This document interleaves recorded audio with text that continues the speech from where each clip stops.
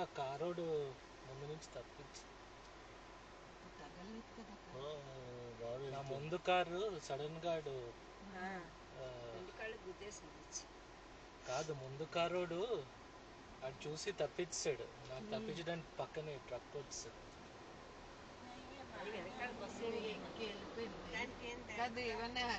డబ్బులు ఇచ్చేయడం బెస్ట్ ఏమో నాకు ఫ్రంట్ చూసుకోలేదు. అలా మంద పోయి ఉంటుంది, మందే డౌట్.